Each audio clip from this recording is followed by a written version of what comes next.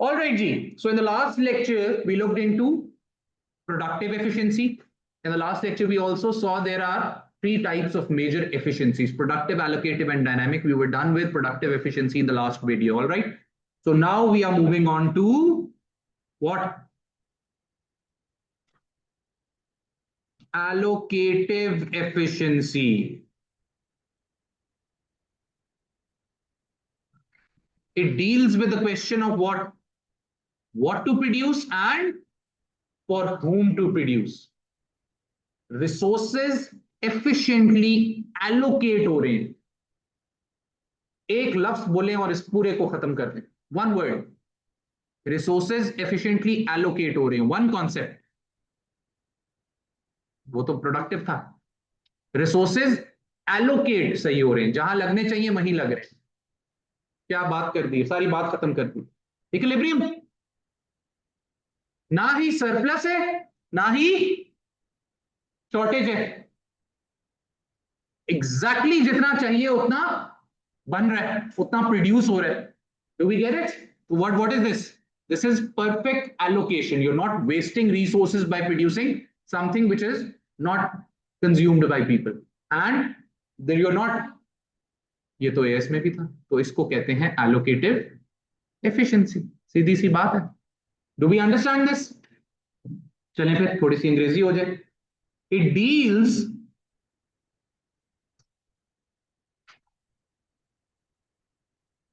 with the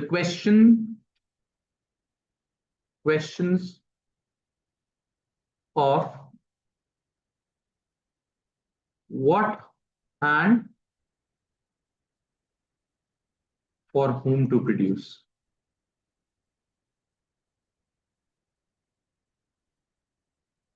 A market is said to be allocatively efficient. बस एक काम करना है, कभी इक्विलिब्रियम का नाम नहीं लेना. Allocatively efficient when the value consumers place on a product. Value consumers place on a product का क्या मतलब है? The price they are willing to pay for the product, which is the what? Demand curve. Demand curve क्या था? Willingness and ability to pay for a product. When the price, लेकिन कभी भी demand का नाम नहीं लेना. When the price या when the value consumers place on a product is equal to the value of resources spent on the product. Average revenue, अभी बताता हूं उस पर जा. Is equal to the value of resources spent on the product. बाद में हमें पता चलेगा जो प्राइस और average revenue it is nothing but our demand curve. और बाद में हमें पता चलेगा value of resources spent on the product. जितनी वैल्यू हम प्लेस कर रहे हैं एक प्रोडक्ट के ऊपर एज कंज्यूमर्स, उतने ही वैल्यू के रिसोर्सेज लग रहे हैं उसके ऊपर. This is just a fancy way of saying what demand is equal to supply. Later on we will come to know कि मार्जिनल कॉस्ट जो है हर एक एक अगले यूनिट की जो कॉस्ट पड़ रही है हमें, वही उसकी सप्लाई होती है. क्योंकि विलिंगनेस टू सेल, एक प्रोडक्ट मुझे कॉस्ट किया है कितने का? 60 रुपीज का. What is the least minimum price at which I'll be willing to sell it? 60. Profit को छोड़ो, least price at which I will be willing to sell. असल में कहां बेचेंगे वो तो बात की बात है. विलिंगनेस टू सेल की बात हो रही. 60. So marginal cost is nothing but your supply. In other words, this is just demand and supply, but you will never say demand and supply. ठीक है? क्यों? अभी बताते हैं. The market clears itself and there is neither any surplus nor any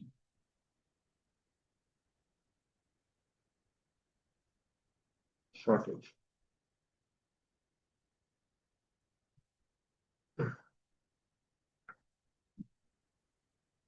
A firm in imperfect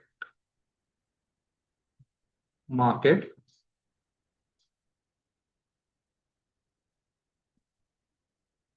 producing at allocatively efficient output. एक firm जो कि imperfect market में है वो एलोकेटिवली एफिशिएंट आउटपुट कैसे दिखाएंगे उसके अंदर allocative efficiency. People, what I need you to do is I need you to shut your brains for a while, ठीक है, and just make whatever I am making, क्योंकि इससे अगला जो चैप्टर है उसमें आपको क्लैरिटी से समझ आ जाएगा, क्योंकि हम ये सारा कुछ डिराइव करेंगे. लेकिन यहां क्योंकि अभी ये जरूरी है इसीलिए हम ये सब कुछ बना रहे हैं. प्राइस, रेवेन्यू, कॉस्ट, यहां पे क्वांटिटी ले लें या output.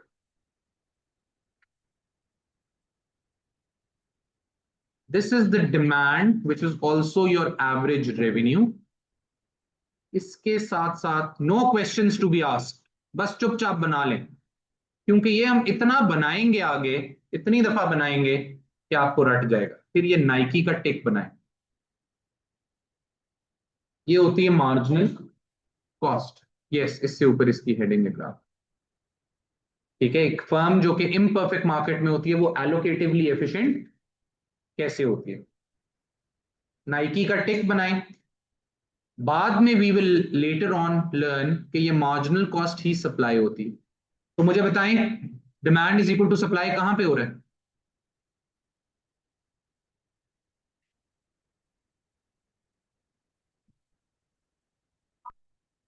This is where the demand is equal to supply. जी अस्सलाम वालेकुम. जी जी जी.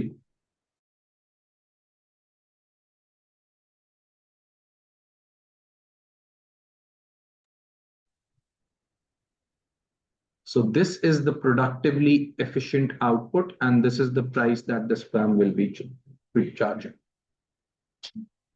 Sorry, not productively, allocatively. This is the allocatively efficient output.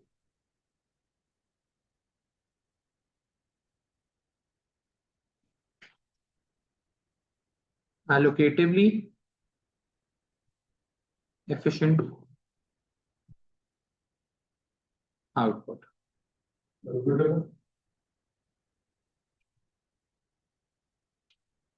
चुपचाप इसको बना लें, no questions ask. Don't worry, हम ऐसे कुछ 4 100 बनाएंगे जब, तो आपको रट जाएगा कि ये मार्जिनल कॉस्ट ऐसी क्यों होती है.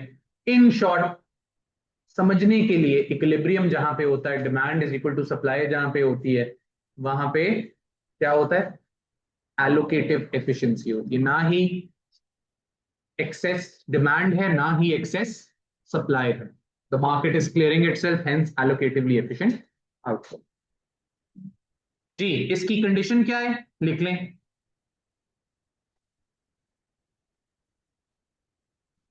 मार्जिनल कॉस्ट जहां पे प्राइस के बराबर होती है, या फिर सिंपल सादे अल्फाज में मैं क्या कहना चाह रहा हूं,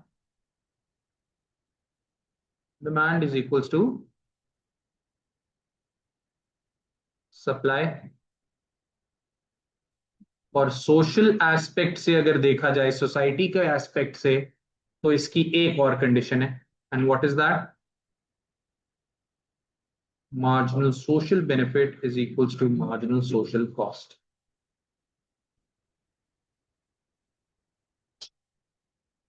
Where this is marginal social benefit. किधर?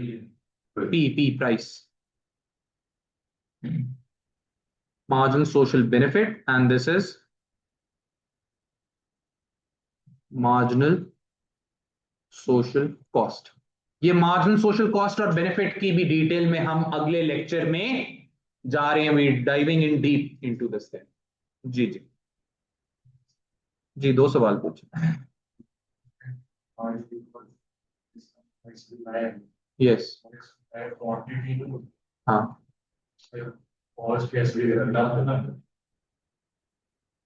सप्लाई क्वांटिटी इस तरह होती है। ग्राफ देखना है, एक सेकेंड, कि ये आपकी सप्लाई कर्व क्या बताती है कि इस क्वांटिटी को आप किस कीमत पे बेचने के लिए तैयार हैं, इस कीमत पे। उससे अगली क्वांटिटी को आप इस कीमत पे बेचने के लिए तैयार हैं। ये कीमत आप कैसे डिसाइड कर रहे हैं कि मिनिमम विलिंगनेस टू सेल मेरी ये है? तो वो कॉस्ट से कि अगला ये यूनिट कॉस्ट कितने का, सप्लाई प्राइस भी बता रही है ना साहब, अगर एंगल से देखें नीचे से। Do we understand this? तो एलोकेटिव एफिशिएंसी कहां होती है? वो यहां पे होती है। Do we get this? Is this understood?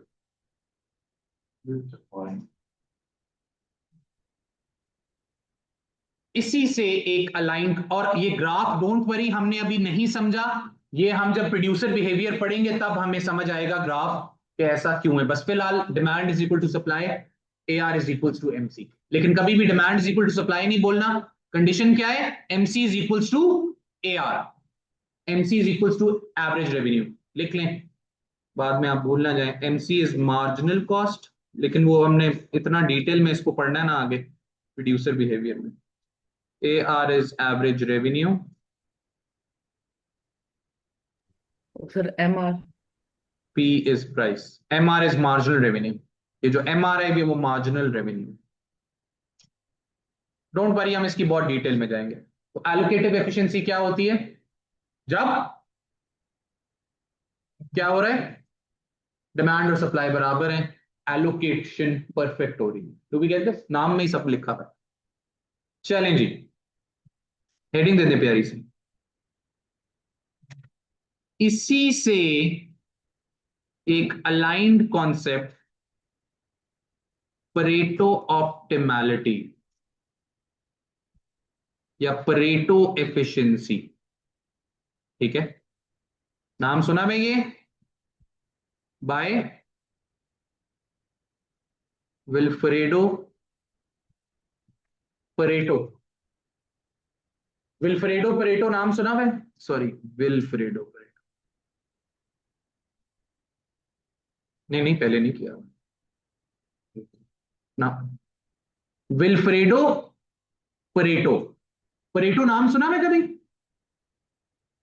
हर किसी ने देखा होगा, इंस्टा पे आपने कभी देखा होगा। हाँ, ये वो वही है, मतलब इटालियन इटालियन नाम ही होते हैं ना, इटालियन नाम ही Pareto optimum.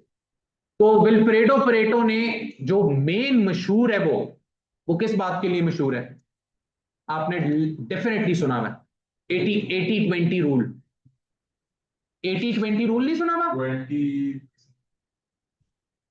80% of the results, समझ आई? इंस्टा पे कभी कभार देखा होगा 80-20 rule. 20% of effort gets you 80% of the result. ये हर सोशियोलॉजी में बड़ा इसका यूज है, हर दुनिया के हर काम में यूज है। मतलब आप दिन के 20% टाइम पढ़ाई में अगर लगाते तो आप आराम से बी ले सकते हो। घंटे कितने होते हैं दिन में? 24 घंटे। 24 घंटे का 20% कितना होता है? 2 हो गया ना, 1%, नहीं 2.4 हो गया, 10%। और 5 घंटे तकरीबन 4.5 घंटे अगर आप रोज पढ़ते तो 80% रिजल्ट आपका। वैसे हमारा ए ही इतना कम है, तो 80% पे तो आपका ए स्टार आ जाता। समझ आई बात की? ये नहीं सुना हुआ कभी परेटो रूल, 80-20 रूल? तो 80-20 रूल के लिए ये मशहूर है मेनली परेटो। बात समझ आई? इंस्टा पे अक्सर वो रील्स में आ जाता है। 1 सेकंड के लिए तुमने फोन नहीं छोड़ा। हाँ जी, एनीवेज, तो परेटो मशहूर उसके लिए, लेकिन अभी हम इंटरेस्टेड हैं परेटो ऑप्टिमैलिटी में। परेटो से किसी ने पूछा भाई what is efficiency, generally efficiency का पूछा, उसने एक ऐसी बात कर दी कि उसने एलोकेटिव एफिशिएंसी को भी इनकॉर्पोरेट कर लिया। और उसने प्रोडक्टिव एफिशिएंसी को भी उसमें इनकॉर्पोरेट कर लिया। According to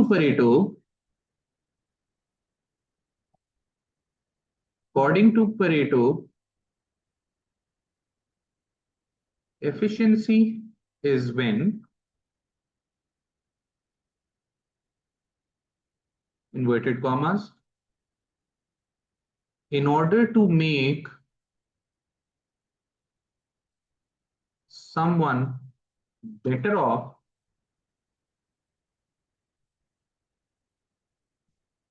we have to make someone else worse off. Pareto ने ये सिंपल सी बात करके गेम ही ओवर कर दी। उसने कहा कि मेरे नजदीक एफिशिएंसी क्या है, कि एफिशिएंसी तब होगी जब आपने किसी को बेहतर करना है, किसी की सिचुएशन को, तो आपको किसी और को वर्स ऑफ करना पड़े। Let's talk about productive efficiency. Productive efficiency क्या थी? Full employment of resources. तो when you are at full employment of resources and आप मुझे कहते हैं आप ये कॉम्बिनेशन बना रहे थे, this much of capital goods बना लें एक छोटा सा, and this much of consumer goods,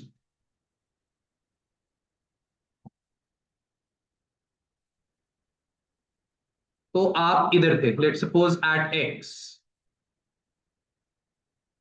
K1 of capital goods, C1 of consumer goods. अब आप मुझे कहते हैं सर प्रोडक्शन बढ़ाएं कंज्यूमर गुड्स की, कैसे बढ़ाऊं?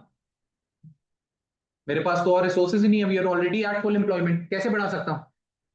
Bye reallocating resources from the production of capital goods to the production of consumer goods. उस ये करने में क्या हुआ? In order to make someone else better off, we had to make someone else worse off. वरना अगर मैं यहां पे होता, अगर ये सीन चल रहा होता ये, और आप मुझे कहते सर कंज्यूमर गुड्स और बनाएं, तो मैं बना सकता था। Yes, I could have made more consumer goods without making less of capital goods. तो ये क्या इंडिकेशन दे रहा है कि रिसोर्सेज अनयूज्ड पड़े हुए थे, तभी तो आपने एक को खराब किए बगैर दूसरे को इंप्रूव कर लिया। तो इसका मतलब पहले आउटकम इनएफिशिएंट थी कि नहीं थी?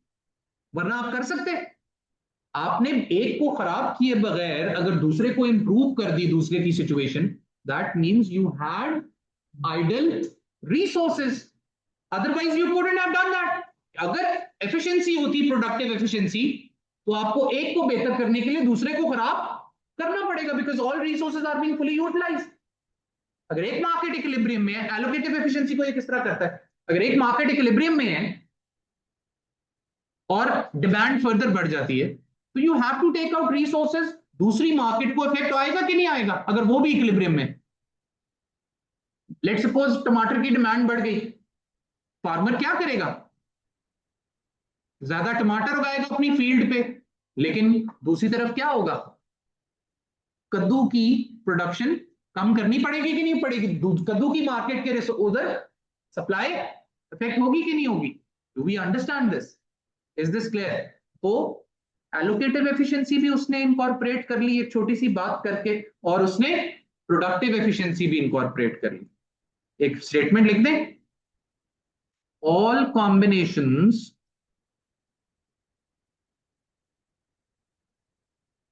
on the PPC represent Pareto optimality. All combinations on the PPC represent Pareto optimality. Pareto optimality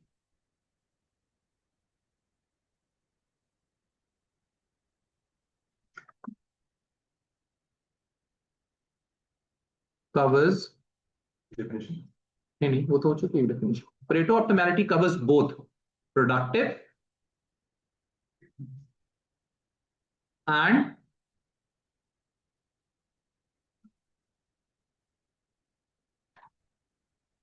allocative efficiency. Pareto optimality covers both productive and allocative efficiency. Pareto improvement is when an economy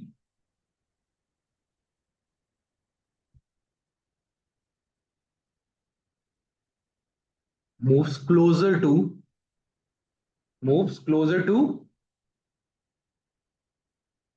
the full employment level.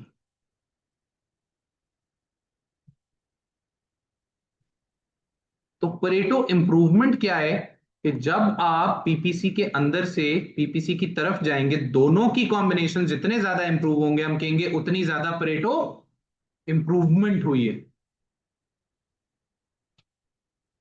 जी ये भी बनाना है।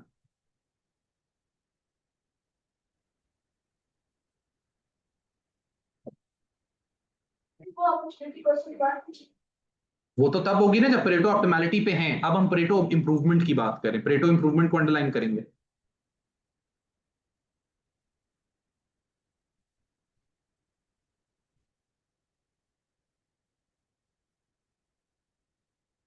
This is called Pareto improvement.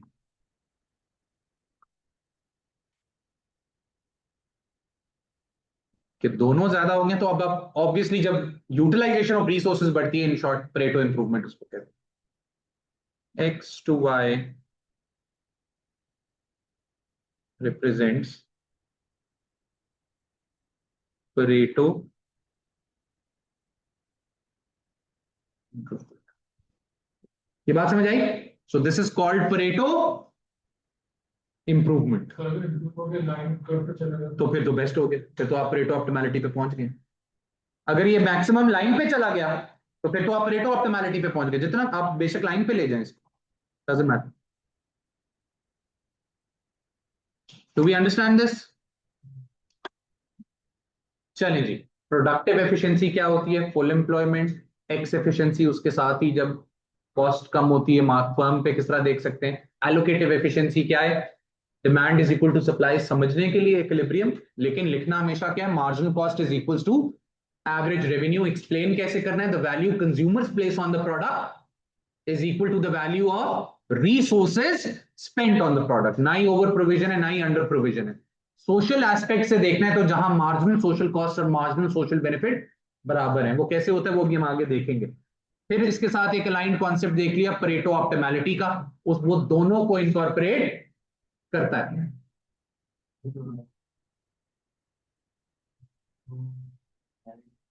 जी हाँ हाँ, PPC का सवाल ही नहीं पूछेगा वो कभी। वो बताऊंगा। एफिशिएंसीज लाजमी है मार्केट फेलियर में, वो बताऊंगा। एक फिक्स पैटर्न है, कोई भी मार्केट फेलियर का क्वेश्चन एफिशिएंसी के बगैर नहीं हो सकता। और खास तौर पे सबसे इंपॉर्टेंट कौन सी है? Allocative efficiency. सबसे इंपॉर्टेंट एलोकेटिव एफिशिएंसी, उसको वो कभी कभार इकोनॉमिक एफिशिएंसी भी रेफर करता है। ठीक है,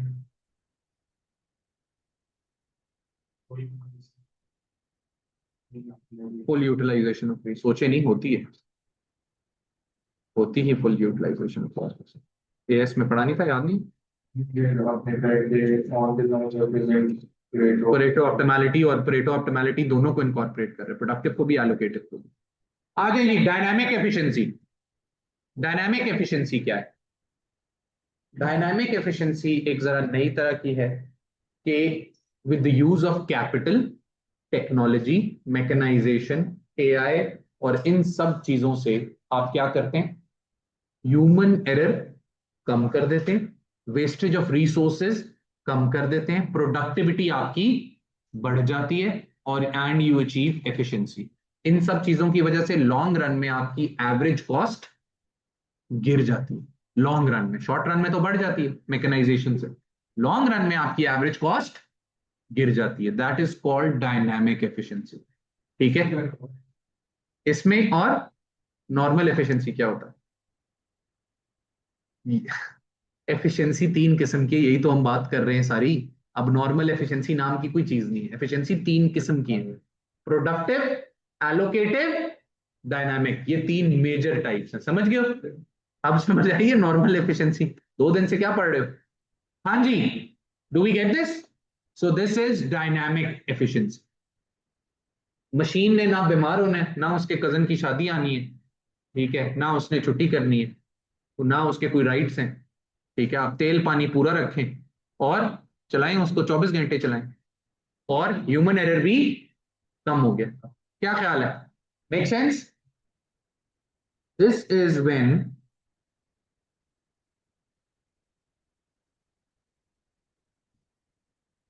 due to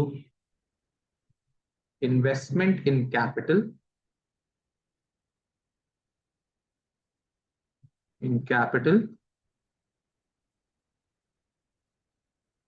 mechanization, innovation,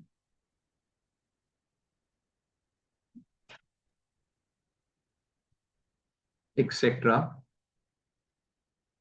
Firms reduce wastage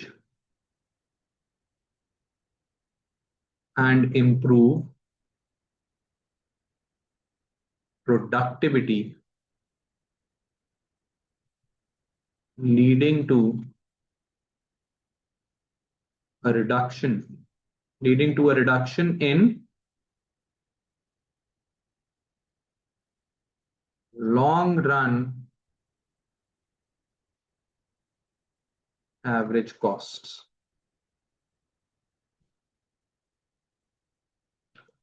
game समझ आइए? तो आप इन सब चीजों से, कैपिटल से, मैकेनाइजेशन से प्रोडक्टिविटी बढ़ा रहे हैं, वेस्टेज ऑफ रिसोर्सेज कम कर रहे हैं, और आपकी लॉन्ग रन में आपकी कॉस्ट पर यूनिट गिर रही है। This is called dynamic efficiency. Dynamic efficiency ज्यादातर किधर, कंपेटिटिव मार्केट में देखी जाती है या मोनोपोलीज और ओलिगोपोलीज में देखी जाती है? ओलिगोपोलीज और मोनोपोलीज में देखी जाती है। Later on we will learn के competitive markets are unable to earn huge profits. Capital mechanization, इसके लिए क्या चाहिए? Huge profits. ये वाहिद एफिशिएंसी है जो कि मोनोपोली में देखी जाती है, क्योंकि मोनोपोली बड़े प्रॉफिट्स कमाती है और वो ये काम कर सकती है। रेडी वाले ने कभी कोई इनोवेशन लाया है, कोई ऐसी चीज बनाई है? मैकेनाइजेशन कर सकती है छोटी फर्म, बड़ी फर्म्स कर सकती है मैकेनाइजेशन। आई बात समझ में? सिंपल सी एग्जांपल ले लें, छोटा जो लेट सपोज किराने का कोई स्टोर है, ठीक है, उधर कभी फोकलिफ्ट देखी है? अगर इम्तियाज और मेट्रो में वो छोटी सी एक फोकलिफ्ट चल रही है, वो मैकेनाइजेशन है, वो 10 बंदों का काम अकेले कर रही है और स्पीड अप कर रही है प्रोसेस। हाँ, वो ये कर सकते हैं, लेकिन वो भी कोई इतना वो नहीं है। यहां ले लें कॉस्ट, एक टॉपिक है प्रोड्यूसर बिहेवियर, उसमें पिछले साल बच्चों ने कैलकुलेट टोटल किया था, 64 ग्राफ्स हैं एक टॉपिक में, 64 ग्राफ्स हैं एक टॉपिक में। अभी तो शुरू नहीं हुए ग्राफ्स, अभी तो इसके ऐसे ग्राफ्स आएंगे, लग पता जाएगा। Micro is all about graphs, macro में नहीं है, मैक्रो में है, कम है।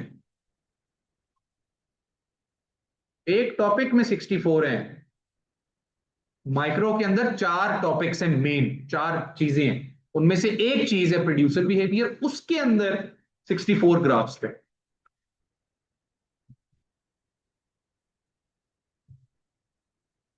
तो ये काम जब आप मैकेनाइजेशन करते हैं तो लॉन्ग रन में आपकी कॉस्ट पर यूनिट नीचे शिफ्ट हो जाती है, आपके पैसे टेक्निकली पर यूनिट कॉस्ट आपकी बचना शुरू हो जाती है।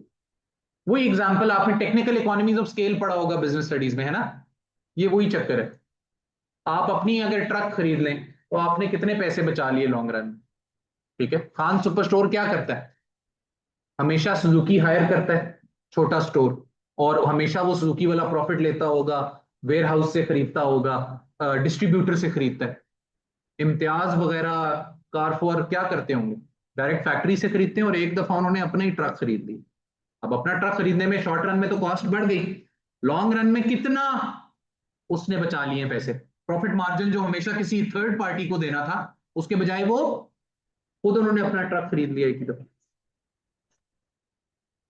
हाँ मोनोपोलीज नहीं, लेकिन बड़े प्लेयर्स तो है ना, बड़े प्लेयर्स तो हैं। मोनोपोलीज यूजुअली, मैंने नहीं कहा कि हमेशा, बड़ी फर्म्स, इन शॉर्ट बड़ी firms can is are seen to have dynamic efficiency, बड़ी फर्म्स। सारी बात समझ में? Large firms are usually seen to have seen to be dynamically efficient. Large firms are usually seen to be dynamically efficient as they have large profits,